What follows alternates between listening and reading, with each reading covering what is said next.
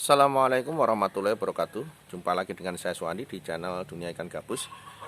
Kesempatan hari ini kita masih menjawab pertanyaan-pertanyaan seputar budidaya ikan gabus ya. Jadi teman-teman yang mau chat langsung bisa langsung ke nomor 0816658779 ya. Jadi langsung chat WA ataupun bisa langsung telepon langsung ya. Oke, langsung saja di pertanyaan pertama dari Bapak Dasyun yang ada di Sumatera Selatan. Menanyakan ikan gabus untuk pembesaran menggunakan pakan daging itu per hari dikasih berapa kali Pak makannya? Karena sifat daging itu dia lebih, teksturnya lebih liat ya, lebih kenyal ya. Dia kalau saya lakukan di sini adalah satu hari satu kali. Satu hari satu kali itu betul-betul kenyang ya, dikasih sampai dia nggak mau makan. Itu biasanya kalau sore dikasih dia sudah nggak mau makan juga. Jadi besok pagi dikasih makan dia mau makan lagi. Jadi menurut saya efektif saya satu hari satu kali saja Pak. Jadi kalau pelet beda memang, kalau pelet memang satu hari bisa 3-4 kali karena memang dengan rahang penghancur yang ada di gigi ikan gabus itu pelet yang masuk langsung hancur ya, lebih empuk ya. Pertanyaan berikutnya dari siapa ini, nggak ada namanya ya, jelas. Selamat malam Pak Suwandi, ini pertanyaan kemarin tadi malam ya. Saya mau tanya, saya pertama setelah induk gabus bertelur, kemudian dipindah bersama pasangannya ke kolam lain. Ukuran kolamnya berapa Pak? Kemudian yang kedua pertanyaan, apakah kolam untuk menampung induk yang sudah bertelur bersama pasangannya bisa menggunakan kolam gorong-gorong atau bis beton? Mohon jawabannya Pak. Jadi kalau induk yang sudah bertelur itu kan biasanya induk itu dikawinkan bersama-sama. Kemudian begitu sudah bertelur, ya kalau yang mau dipindahkan induknya, ya induknya itu sepasang dipindahkan. Bisa dipindahkan ke kolam yang lebih luas atau digorong-gorong juga nggak masalah. Kalau saya mengkarantina ikan gabus yang sudah bertelur, biasanya cuma digorong-gorong itu. Jadi sudah bertelur, telurnya saya ambil, induknya tetap ada di situ saja, nggak usah dipindah kemana-mana. Ya kalau mau dikuras, cabut aja pembuangannya, sehingga air keluar, induknya tidak keluar. Makanya kalau pembuatan kolam untuk induk, pembuangannya, lubang pipa paralonnya itu harus lebih kecil daripada induknya ya. Sehingga pada saat dicabut, didiamkan aja, induknya nggak keluar lewat lubang. Tidak bisa keluar karena kurang besar ya. Jadi seperti itu Pak. Jadi induknya bisa dipindahkan juga. Kemudian ukuran kolam untuk mindah itu bisa menggunakan gorong-gorong. Jadi sepasang dipindahkan langsung, jangan disendiri-sendirikan. Ya. Berikutnya pertanyaan dari Santi yang ada di Jakarta Selatan, Jagakarsa ya. Mau tanya Pak Suwandi, apakah ada pelatihan ikan gabus? Biasanya berapa hari? Dan untuk biayanya berapa? Ya, jadi kalau untuk saat ini memang itu belum ada pelatihan lagi karena masih dalam masa transisi untuk pandemi corona. Jadi nanti kalau misalkan ada pelatihan lagi bisa tetap tayang, tonton aja Dunia Ikan Gabus. Nanti kalau ada pelatihan pasti kita informasikan lewat YouTube maupun lewat WA grup. Berikutnya pertanyaan dari Bapak Suyatno di Kabupaten Wonogiri, Kecamatan Sidoarjo. Pak, kalau saya ikut kemitraan itu syaratnya apa saja? Soalnya saya baru mau merintis usaha ternak ikan gabus. Misalnya kolam saya sudah siap, apakah bibitnya bisa dikirim ke Wonogiri? Terima kasih Pak, kalau sudah siap nanti saya akan hubungi Bapak lagi. Jadi kalau pengiriman ke Wonogiri nggak masalah Pak, kita juga sering kirim ke Wonogiri ya, di sekitar waduk itu kan kita beberapa kali ngirim bibit ikan gabus juga ke daerah sana.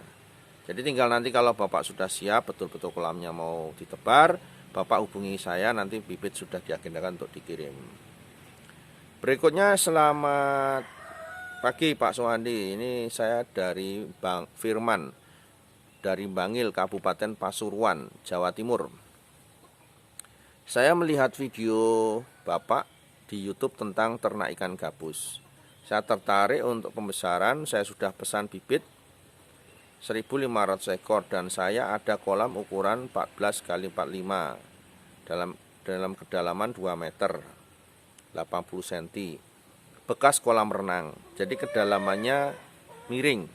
Ada panjang sekitar 6 meter dengan kedalaman 1,5 sampai 2 meter, sisanya kedalaman 80 cm sampai 1 meter.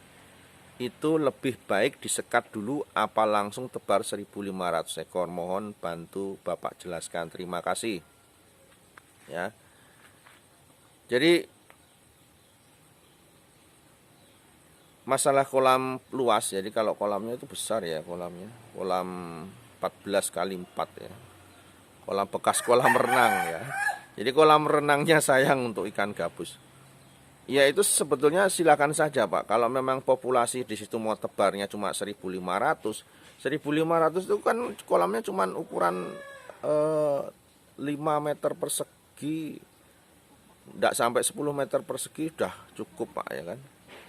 Ya 1 meter isinya 200, kalau 1.500 kan dengan kolam yang segitu besar ya. Kalau memang mau digunakan untuk pembesaran jangka panjang ya mendingan los-los saja Pak. Sayang kalau disekat-sekat. Ya, kalau memang mau disekat jumlah penebaran hanya 1.500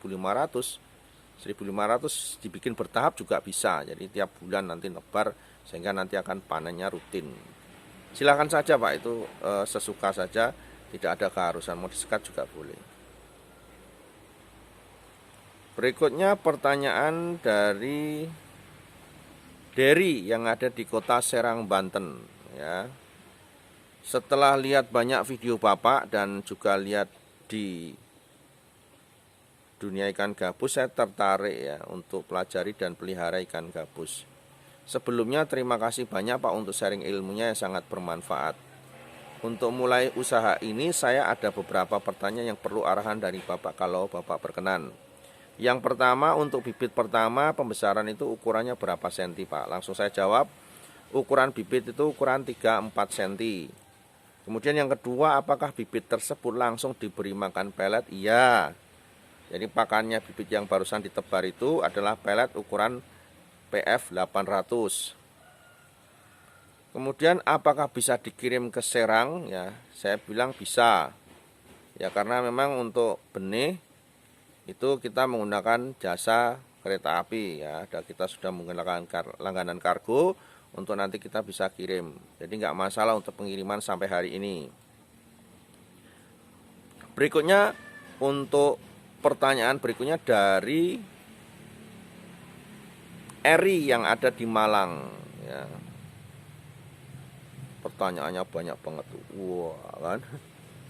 Tuh banyak banget pertanyaannya. Tapi tidak apa-apa ya, siapa saja boleh bertanya, banyak sekali, panjang. Pertanyaan yang pertama, ya borong ini pertanyaannya, satu orang bertanya hampir 7. Saat perawatan kolam tiap 1 bulan ganti air separuh kolam, apakah kolam dibersihkan dari sisa kotoran ikan dengan cara sikat atau disifon? Atau hanya diganti air lalu diisi lagi yang baru? Ya, langsung saya jawab. Kalau untuk bibit awal saat tebar masih usia muda ya 1 bulan, 1,5 bulan, nah itu lebih baik dikuras separuh, dibuang, lalu diisi lagi. Tapi kalau ikan itu sudah mulai usia 3 bulan ke sana, saya sarankan lebih baik pengurasannya lebih banyak, lalu diisinya juga sesuai dengan air yang dibuang. Jadi kalau mau dikuras separuh juga nggak apa-apa. Tapi kalau mau dikuras total, pastikan airnya itu air yang sudah mengendap, itu akan lebih bagus. Jadi bukan air yang langsung dari sumur bor masuk ke dalam kolam, ya kurang baik untuk ikan. Kemudian pertanyaan lanjutnya, saat sortir dan kuras kolam seluruhnya apakah ikan dipindahkan dulu ke kolam lain? Ikan ya makanya tadi kalau kita bikin kolam dibuat agak miring ke pembuangan ya, miring ke pembuangan, nanti pada saat kita nguras ya pembuangannya dikasih saringan, kita sentor aja pakai selang ya, kita semprot pakai selang di ujung sana. Nanti kan airnya mengalir, kotoran itu mengalir ke arah pembuangan. Ikannya sebetulnya nggak usah diambil-ambil, nggak masalah, hanya dengan cara nyemprot itu aja nanti kotoran sudah terbuang. Ya masalah lumut yang di situ mungkin licin, kalau menurut saya nggak perlu digosok pun nggak apa-apa. Ya justru malah membuat ikan itu semakin nyaman ya. Licin tidak membuat ikan itu banyak yang luka. Kemudian berikutnya, apa setiap penggantian air baik saat perawatan tiap bulan dan saat pengurasan sortir, apa air kolam harus diberi obat jamur ataupun antibakteri, Pak? Mohon pencerahannya. Jadi kalau ikan itu dalam kondisi normal, kondisi tidak ada masalah, ya nggak usah dikasih obat-obatan selama memang air itu menggunakan air dari sumur. Tapi kalau air itu menggunakan air di selokan, dari itu memang harus diberi sebagai pencegahan, karena kita nggak tahu yang namanya air di selokan ataupun di sungai-sungai itu kadang membawa bibit virus dan bakteri. Makanya saya sarankan untuk budidaya ikan dalam kolam buatan itu lebih baik menggunakan air sumur. Ya, air selokan kelihatannya jernih, tapi kalau kita ingin pastikan, kita harus uji lab dulu untuk memastikan di situ ada virus ataupun bakteri. Ya, belum tentu air jernih itu sehat, apalagi sumbernya dari berbagai macam sumber. Ya, dari ujung sana sampai ke sini kan kita nggak tahu, melewati limbah rumah tangga, melewati kolam ikan orang yang mati lalu dibuang ke selokan. Nah, itu. Jadi lebih baik aman menggunakan air sumur saja. Ya. Oke, pertanyaan selanjutnya ikuti lagi, tetap di channel Dunia Ikan Gabus. Kita masih akan menjawab pertanyaan seputar budidaya ikan gabus. Tetap panteng channel Dunia Ikan Gabus, mudah-mudahan bermanfaat. Dan bagi teman-teman yang baru mulai, nggak usah pesimis, tetap maju terus. Ikan gabus adalah peluang budidaya saat ini yang cukup menjanjikan, harapan saya, karena saya sudah 12 tahun menekuni, tidak ada surutnya ikan gabus itu, dan mudah juga untuk menjualnya, perawatannya juga mudah dan tidak memerlukan biaya yang sangat besar, ya, harga jualnya juga tinggi. Bahkan saya selama 12 tahun budidaya ikan gabus itu harganya tidak pernah turun. Dari harga 17.500 naik terus, ya, sampai sekarang sudah di antara 50, 70 dan 80.000 per kilonya. Itu baru untuk dikonsumsi, dan permintaan pasar sangat banyak sekali. Ya, banyak kuliner-kuliner yang membutuhkan dan tidak banyak supplier yang mempunyai ikan. Oke. Salam dari saya Suwandi. Assalamualaikum warahmatullahi wabarakatuh.